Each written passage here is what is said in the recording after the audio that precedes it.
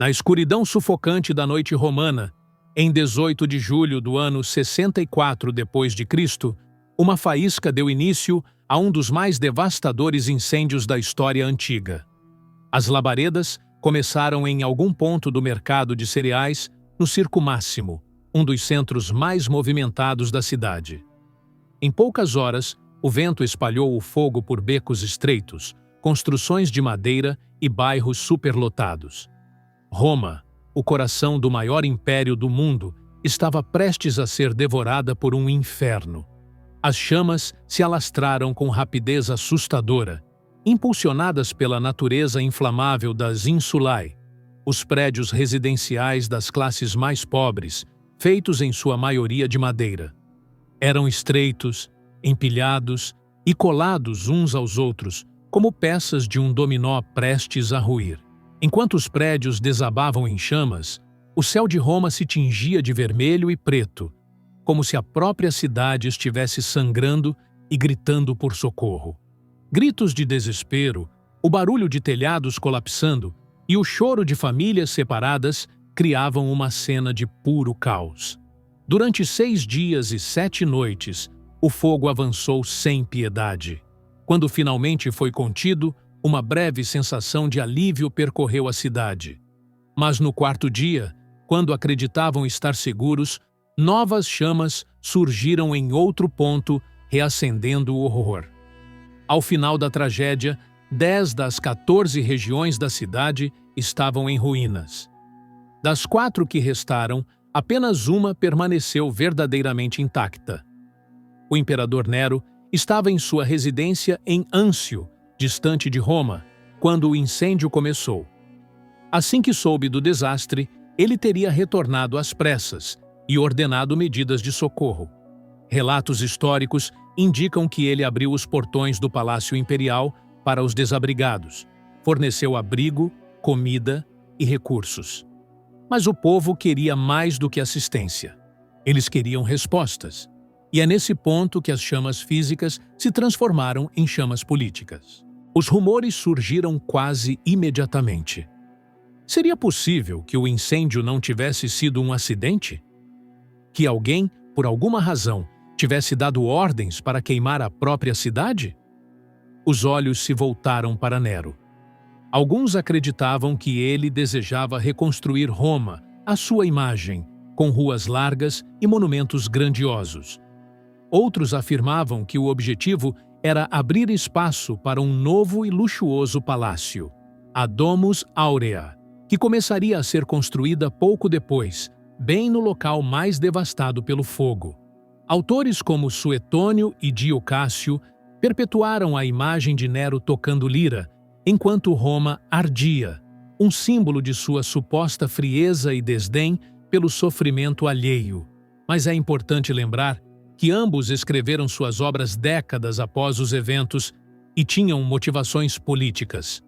O historiador Tácito, considerado mais imparcial, afirma que Nero não estava presente quando o incêndio começou e que, de fato, organizou esforços de auxílio. Ainda assim, o dano à reputação já estava feito. A desconfiança popular crescia a cada dia. Havia relatos de homens impedindo que as chamas fossem apagadas, alegando que cumpriam ordens superiores. As coincidências com os projetos arquitetônicos do imperador alimentavam a teoria conspiratória. E então, para conter a revolta, Nero precisava de um culpado. Ele encontrou os cristãos. Naquela época, os cristãos ainda eram uma seita pequena, quase secreta, considerada estranha e até subversiva. Recusavam-se a adorar os deuses romanos, reuniam-se em esconderijos e falavam de um reino invisível. A população mal os compreendia e os via com desconfiança. Nero os acusou de iniciar o incêndio, talvez como parte de algum ritual sombrio. Era a desculpa perfeita. A repressão foi brutal. Centenas de cristãos foram presos e condenados à morte. Alguns eram costurados em peles de animais e lançados a cães selvagens. Outros foram crucificados, queimados vivos ou transformados em tochas humanas, iluminando os jardins do imperador durante as noites. As execuções não eram apenas punições, eram espetáculos, oferecidos ao público sedento por justiça.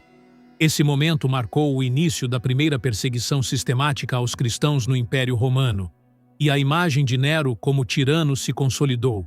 A ironia cruel é que, séculos depois, aquela mesma fé perseguida se tornaria a religião oficial do Império, e Nero seria lembrado como o primeiro grande inimigo do cristianismo. Quanto ao incêndio, a verdade se perdeu entre as cinzas.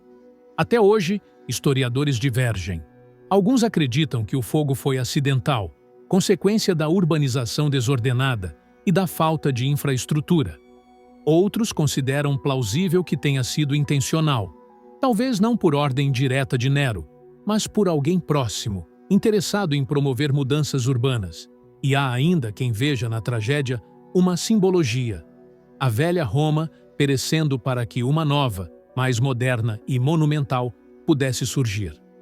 Nero reconstruiu a cidade com novas diretrizes: ruas largas, uso de pedra em vez de madeira, limites de altura para os prédios.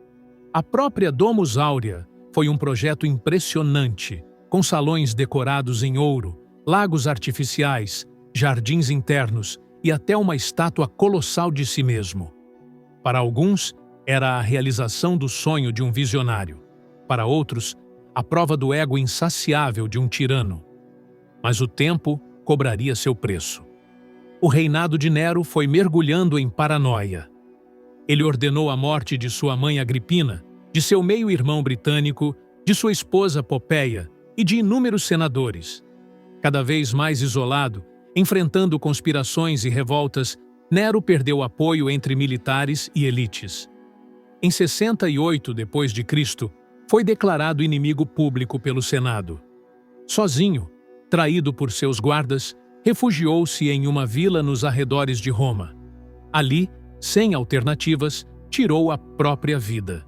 Suas últimas palavras ecoaram como um lamento: "Que grande artista morre comigo." A figura de Nero permanece como uma das mais controversas da história. Teria ele realmente incendiado Roma para alimentar seu ego e ambição?